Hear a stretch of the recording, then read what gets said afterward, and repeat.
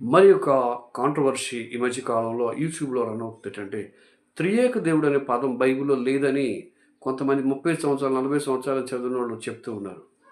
ఒకే ఒక్క రిఫరెన్స్ ద్వారా కొట్టేయచ్చండి ఆళ్ళని. ఎలాగంటే, యోహాను సువార్త 14:23 ఒకడు నన్ను ప్రేమించిన యెడల అని యేసు ప్రభువారు చెప్తూ, ఒకడు నన్ను ప్రేమిస్తే తండ్రి వానిని ప్రేమించును అని చెప్తే ఏమంటాడంటే, మేము వాని యొద్దకు వచ్చి వాని యొద్ద నివాసము చేతుము. మేము వాని యొద్దకు మేమంటే ఎంతమంది? తండ్రి ఉన్నాడు, కుమారుడున్నాడు. ఇద్దరు ఒక్కటే అని చెప్తున్నారిక్కడ. మరి త్రియేక దేవుడని పదం నీకెందుకు కనపడలేదు? ఆదికాండం 1 అధ్యాయంలోనే మనము సృష్టిని చేయుదుము అన్నాడు. లేక కిందకొచ్చేటప్పటికి మన పోలిక చొప్పున చేయుదమన్న దేవుడే తన పోలిక చొప్పున అన్నాడు. త్రియేకుడు అక్కడే ఉన్నాడు. త్రియేక అనే పదం అక్కడే ఉందండి. ఈళ్ళకి అర్థం కాలేదు 30 సంవత్సరాల నుంచి. నేర్చుకోండి వాక్యం.